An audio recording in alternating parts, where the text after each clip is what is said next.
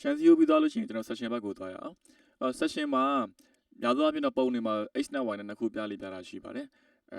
ပုံမှန်မူတည်ပြီးတော့တစ်ခါလေးမှာ session နှစ်ခု3ခု4ခုစသဖြင့်အနေထားရဖြတ်ပေးရရှိပါတယ်နော်အဲ့တော့အရင်ဦးဆုံးကျွန်တော်တို့တွေအခုဒီမှာ session x ကျွန်တော်ဖြတ်ထားပါတယ်နော် x ဆိုတဲ့သဘောတရား x axis ကိုပြောတာပါဒီ x axis သွားတဲ့ကောင်က x ပေါ့နော်ဒါ vertical ဆိုတော့ y ပေါ့အဲ့တော့အရင်ဦးဆုံး session ဖြတ်လိုက်ပြီဆိုလို့ရှိရင်အဓိကကိုပြနေတဲ့နေရာကိုကျွန်တော်တို့ကsession ဖြတ်ပြတာမျိုးပေါ့နော်ဥပမာတကယ် level different တွေများနေမှာဆိုရင် session ဒီမှာတစ်ခုဖြတ်မယ်ဒီမှာတစ်ခုဖြတ်မယ်နောက်ဒီမှာတစ်ခုဖြတ်မယ်ဒါမျိုးလေးတွေလည်းဖြတ်တာရှိပါတယ်ဒါကတော့ project ပေါ်မူတည်ပြီးတော့ဆွဲရတာဖြစ်ပါတယ်ဒီမှာတော့ကျွန်တော်အကြမ်းမြင့် session ဒီမှာကျွန်တော်ဒီကြားကိုတစ်ခုဖြတ်ပြရတယ်1ပေါ့နော်တချို့က session နဲ့ပတ်သက်ပြီးတော့သိရခါတည်းမသိတဲ့ knowledge တွေကမသိဘူးအဲ့တော့မြားကောင်းရှိတဲ့ဘက်ကိုကျွန်တော်ကကြည့်ရပါမယ်နော်မြားကောင်းကကြတော့ပုံမှန်တဲ့အမျိုးသားအများကြီးဖြစ်နေဒါမျိုးမြားပုံစံလေးပေါ့နော်အဲ့တော့တချို့ကဒါမျိုးအဝိုင်းလေးနဲ့မြားချုံနဲ့ပြသလိုတချို့ကြတော့ရိုးတဲ့နဲ့မှဒါမျိုးမြားအချုံပေါ့နော်ဒါမျိုးရိုးတဲ့မြားလည်းပြပါတယ်အဲ့တော့ဘယ်လိုပဲဖြစ်ဖြစ်ဘယ်လို arrow နဲ့ပဲပြမြားကောင်းရှိတဲ့ဘက်ကိုကျွန်တော်တို့ကကြည့်ရမှာဖြစ်ပါတယ်ဟုတ်ပြီနော်အကယ်လို့မြားကောင်းကဒီဘက်လှည့်ထားရဆိုလို့ရှိရင်ကျွန်တော်တို့အခုမြားကောင်းရှိနေတဲ့ဘက်ချန်ဒီဘက် side view ဘက်ကိုကျွန်တော်တို့ကြည့်ရမှာဖြစ်ပါတယ်ပုံဆွဲတဲ့ခါမှာအဲ့လိုဆွဲရမှာအခုမြားကောင်းကဒီဘက်လှည့်ထားရဆိုလို့ရှိရင်ကျွန်တော်ဒီဘက်နောက်ဘက်ချန်ကိုကျွန်တော်တို့ပုံဆွဲရမှာဖြစ်ပါတယ်နော်session ဖြတ်တဲ့သဘောတရားကကိတ်မုတ်တစ်လုံးကိုဓာတ်နဲ့အလဲကနေပိုင်းခြားလိုက်တယ်လို့ပါပဲအလဲမှာဘာတွေရှိမလဲဆိုတော့ပိုင်းခြားလိုက်တဲ့နေရာမှာရှိနေတဲ့ member တွေကိုကျွန်တော်တို့ session နဲ့ဖြတ်ပြီးဆွဲပေးရဖြစ်ပါတယ်အဲ့တော့နမူနာအဖြစ်ကျွန်တော်တို့ session line ကိုကျွန်တော်က grid number 2နဲ့ grid number 3နဲ့ကြားထဲမှာကျွန်တော် session line ထားမယ်ပေါ့နော်ထားမယ်ဆိုလို့ရှိရင်အဲ့ session line တောက်လျှောက်ဖြတ်သွားတဲ့ member တွေကို elevation အနေနဲ့ကျွန်တော်တို့တစ်ခါပြန်ပြီးတော့ထုတ်ဆွဲပေးမှာဖြစ်ပါတယ် okay ဒါဆိုရင်ကျွန်တော် drawing ကိုသွားကြည့်ကြည့်အောင်ကျွန်တော်ကတော့ session တွေကမှာကျွန်တော်အမြဲတမ်းခွဲပါတယ် session layer တခုကျွန်တော်ခွဲမယ်ဟုတ်ပြီအဲ့ဒီ session layer ကိုကျွန်တော် current တင်ပါတယ် session line ကိုကြာရိုးတဲ့နဲ့မှ line နဲ့ဆွဲပေးပါမယ်နော် line နဲ့ပဲကျွန်တော်ဆွဲမယ်grid number 2နဲ့3ကြားကိုကျွန်တော် session line ဖြတ်ချလိုက်မယ်ပေါ့အမျိုးလေးနော်အဲ့တော့ကျွန်တော် session line ကိုကျွန်တော်နေရာစလုံးတက်ချင်ပါတယ် session ဒီကောင်က1ဆိုကြပါတော့ h လို့ကျွန်တော်ပေးလိုက်မယ်နော် h လိုက်ပေးလိုက်မယ် h လို့ကျွန်တော်တို့ပေးလိုက်မယ် session h ပေါ့အဲ့တော့သူ့ကိုကျွန်တော် t circle နဲ့ကျွန်တော်တို့ white ပေးလိုက်မယ် move နဲ့ပဲတင်မယ်ဒါက view နဲ့ပြမယ်ဆိုလို့ရှိရင်ဒါဆွဲကြမလို့ပါဘူးနော်ဒါဟို set wine လေးနဲ့ပြချင်တယ်ဆိုရင်ကျွန်တော်ဒါမျိုးဆွဲလို့ရတယ်ပြီးလို့ရှိရင်ကျွန်တော်ဒီကောင်ကို line လေးကျွန်တော်ထုတ်ပေးမယ် circle ရဲ့ corner point နေဒီဘက်ကို line ထုတ်မယ်ဒီ line ရဲ့ distance တိုင်းပဲ corner point ဒီဘက်ကို line ထုတ်မယ်အပေါ်ဘက်ကို line လေးတက်မယ် line set ပေးလိုက်ရမှာပဲ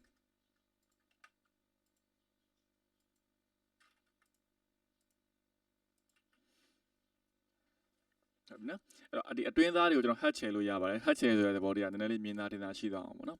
hat ချယ်တဲ့အခါမှာကျွန်တော်1 color ပဲချယ်မယ်ဆိုလို့ရှိရင်ဒီမှာ solid ဆိုတာရှိတယ် hat cap button ထဲမှာ solid ကို check လိုက်မယ်ချက်နှိပ်ပေးလိုက်မယ်ဟိုဘက် channel ကအတူတူပဲဖြစ်တဲ့ကြောင့်ကျွန်တော်ပြန်မဆွဲတော့ဘူးဒီဘက်က line တစ်ခုလုံးမှာ copy ကူးချပါမယ်ဒါဆိုရင်ကျွန်တော် session xx ဆိုတာရပြီနော်အဲ့လိုမပြချင်းရိုးနဲ့မှကျွန်တော် line နဲ့ပြလို့ရပါဒါမျိုးပဲပြရုံပါပဲ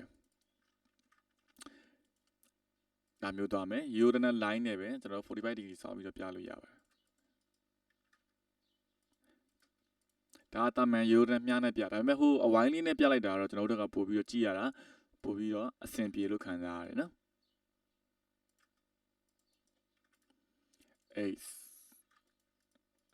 Aceပေါ့နော်ဒါမျိုးပြလို့ရပါတယ်ဒါပေမဲ့ဒီကောင်ကအလွယ်ပြသလိုဖြစ်နေဒီ session line ကိုပါတဲ့ session number တွေအတွက်တကယ်လို့ကျွန်တော်တို့ reference ယူနေတယ်လို့ရှိရင်ဘယ်မှာသွားကြည့်လို့ရလဲဆိုတော့2 palette မှာသွားကြည့်လို့ရတယ် TP ပေါ့နော်2 palette TP ထဲမှာကျွန်တော်တို့ရဲ့ annotation တွေကိုသွားလို့ရတယ် annotation နေရာမှာဒီမှာကျွန်တော်တို့ဒီမှာ call out နော် call out လိုနေရာမျိုးတွေခေါ်လို့ရတယ်ဒီပုံစံပြောတာပါနော်ဒီမှာတော့သူက elevation number နဲ့ session number နဲ့တွဲပြီးတော့ရေးထားတာ call out တွေသုံးထားတာပေါ့နော်အဲ့တော့ geodynamic object အနေနဲ့ဆွဲမယ်ဆိုလို့ရှိရင်ဒီကောင်ကို line နဲ့ဆွဲလို့ရတယ် session line ကြီးကိုဒီ member တစ်ခုလုံးနဲ့ဖြတ်တာမှန်ပေမဲ့ကျွန်တော်တို့တကယ်တမ်းကျတော့ဒီဘက်ကို session line မပြပဲကျွန်တော်လိုမျိုး session line ကိုအပြင်ဘက်ကိုထုတ်ပြီးတော့ပြလို့ရဒီကြားထဲမှာကျွန်တော် session line ကိုကျွန်တော်ဒါမျိုး line ကြီးမထည့်တော့ဘူးဖြတ်လိုက်တယ်ပေါ့နော်ဖြတ်လိုက်ပြီးတော့ baiting session ဒီနားမှာဖြတ်တယ်ဆိုတာသဘောမျိုးနဲ့ပဲ line ကိုကျွန်တော်အထက်ကိုမပြတော့အထက်ပြလို့ရှိရင်မသိလို့ရှိရင် print လုပ်လို့ရှိရင်ဒီကောင် level drop ဖြစ်နေရလားဘာ line လဲဆိုပြီးတော့အကာ wall line လားဆိုပြီးတော့ partition line လားဆိုပြီးတော့ရှုံမှာဆိုလို့เนาะကျွန်တော်ကတော့ဒီ member အပြင်ဘက်ကိုပဲကျွန်တော် session line နဲ့ထုတ်ထားလိုက်မယ်အတွင်းဘက်ကိုကျွန်တော်တို့မပြတော့အဲ့တော့ session line ကိုကျွန်တော်ဒီထိပဲယူမယ်ပေါ့နော်အဲ့ဒီကောင်လေးကိုကျွန်တော်တို့ break ကိုသုံးလို့ရတယ် br under နဲ့ပဲ check လုပ်လို့ရတယ်ဖြတ်လိုက်လို့ရတယ်နော်ဒါမျိုးလုပ်လို့ရတယ် br under first point click ချမယ်နောက်ထပ်ဖြတ်ချင်တဲ့ second one နေရာမှာ click ချပြီဒါမျိုးရပါတယ်နော် break နဲ့ဖြတ်လို့ရတယ် okay ဆွဲကြည့်ကြည့်အောင် session ကဒီမှာရှိသလိုမျိုးပဲ combo အတွက်လည်း session ရှိပါတယ်အကယ်၍သာအပေါ်မှာအထက်တွေအများကြီးရှိမှဆိုတော့အဲ့ဒီအထက်တွေအတိုင်းကိုကျွန်တော်တို့ session line ကိုတောက်လျှောက်ဆွဲပေးရမှာပေါ့နော်အပေါ်လက်တွေနဲ့ session line ဖြစ်နေမှာရပြီဒီကောင်ကိုကျွန်တော် copy ယူမယ် session ဆွဲတာက elevation ဆွဲတာနဲ့အတူတူပါပဲနော်ဟို elevation ကရှေ့တက်ရမြင်ရတယ်ပေါ့ session ကကျတော့ session line မှာရှိနေတဲ့ member ကိုပဲဆွဲတာဖြစ်ပါတယ် line နဲ့ယူချလိုက်မယ်ကျွန်တော်ဘာသုံးမလဲဆိုတော့ wall layer ကိုယူမယ် xl under vertical ယူပါမယ် v under နဲ့သွားပါတယ်နော်ဘိုင်း layer မဟုတ်တာဖြစ်တဲ့ကြောင့်မလို့ layer ကနံပါတ်30ကြီးဝင်နေတယ်အယောင်ကြီးကဒါဆိုကျွန်တော်တို့သူ့ကို layer တွေကအယောင်တိုင်းပြန်သုံးမယ်ဆိုလို့ရှိရင်တော့ဘိုင်း layer သွားမယ် xl under v under နဲ့ session line ဖြတ်သွားရဲဆိုတဲ့နေရာတောက်လျှောက်ကရှိတဲ့ member တွေကိုကျွန်တော်ဖြတ်မှာဖြစ်ပါတယ်နော်အဲ့တော့ကျွန်တော်ဒီနေရာမှာကျွန်တော် session line ကိုကျွန်တော်ဒီမျိုးယူချလိုက်မယ်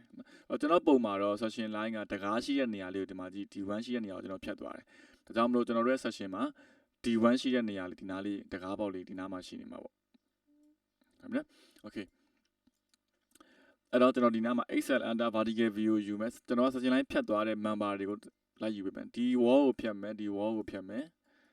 ဒီ wall တွေဖြတ်မယ် elevation နဲ့မတူတာကျတော့သူက session line ဖြတ်သွားရဲဆိုတဲ့နေရာကတောက်လျှောက် line တွေကိုကျွန်တော်ဒါမျိုးယူပေးရမှာပေါ့နော်အဲ့ကောင်ကိုကျွန်တော်တို့အရင်ဦးဆုံး ground level ပြန်နေပြီးတော့ root ထိကျွန်တော်ခဏယူထားလိုက်ဒါမျိုးဖြတ်ချပလိုက်မယ် okay ဒီမှာတော့ရှိအောင်မယ်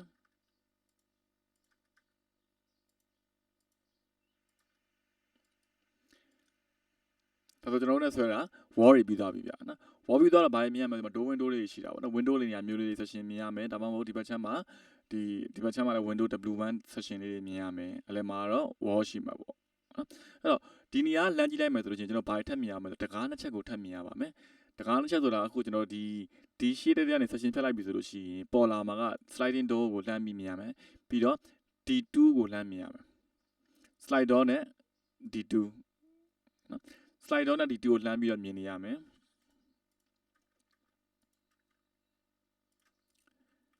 ဒီနှစ်ခုပေါ့ဗျာနော်ဒီဘက် view ကနေကြည့်မယ်ဆိုလို့ရှိရင်ကျွန်တော် section အရာ sliding door ကိုလည်းမြင်ရမယ် D2 ကိုလည်းမြင်ရပါမယ်ဗျဟုတ်ပြီနော် okay ဒါဆိုရင်ကျွန်တော်အဲ့နှစ်ခုထပ်ထည့်ကြည့်အောင်နော် sliding door ကတော့ကျွန်တော်ဒီမှာမပေးတာဖြစ်တဲ့အကြောင်းမလို့ကျွန်တော်ဒီက site ကိုပဲကျွန်တော်ယူမယ် door layer ကျွန်တော်ပြောင်းလိုက်မယ်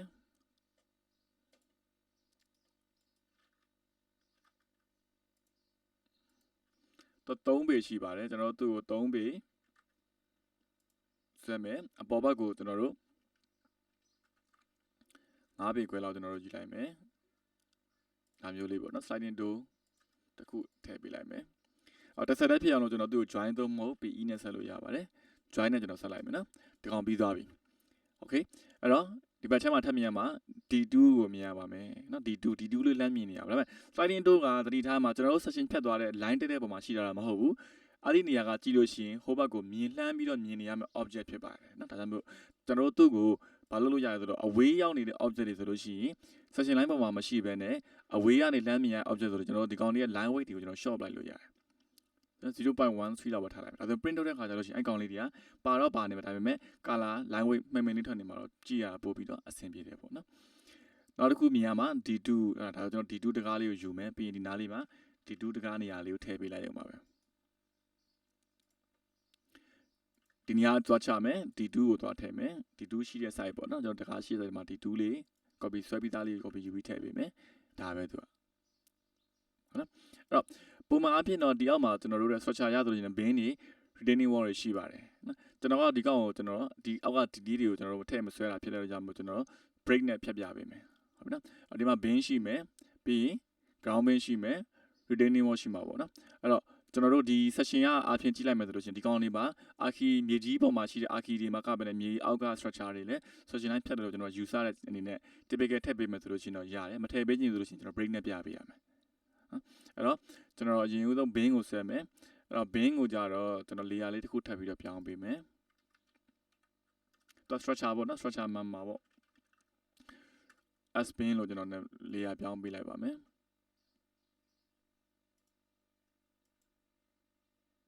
current တင်ခဲ့လိုက်မယ် bin side ကိုကျွန်တော် typical အပြင်6ပဲယူမယ်နော်6စနစ်လို့ကျွန်တော်ယူမယ် ground bin တွေ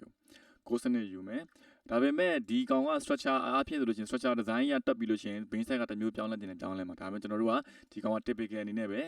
bin ရှိနေဦးမယ်ဆို section မှာထည့်ပေးဖို့ပဲဖြစ်ပါတယ်ဒါကြောင့်မလို့အရင်ကြီးလုံးဝ detail လိုမျိုးကြီးတွက်ချက်ပြီးတော့လုပ်ရတာမလိုပါဘူး structure drawing ထဲမှာလည်း icon လေးရဲ့ detail ကပါလိမ့်မယ်နော်ဒါမျိုးလေးပေါ့ဒီမှာကျွန်တော် ground bin ရှိမယ်ground bin အောက်တွေမှာကျွန်တော် retaining wall တွေရှိအောင်ပါပဲနော်ဒါပေမဲ့ကျွန်တော်တို့ကထည့်ပြီးတော့မဆွဲကျင်တော့ဆို structure drawing မှာပဲအကောင်တွေပါမှာဖြစ်တဲ့ကြောင့်မလို့ကျွန်တော်ဒီမှာ typical အနေနဲ့ထည့်မယ်ဖြစ်တဲ့ကြောင့်ဒါမျိုးပဲထုတ်ခဲ့လိုက်မယ်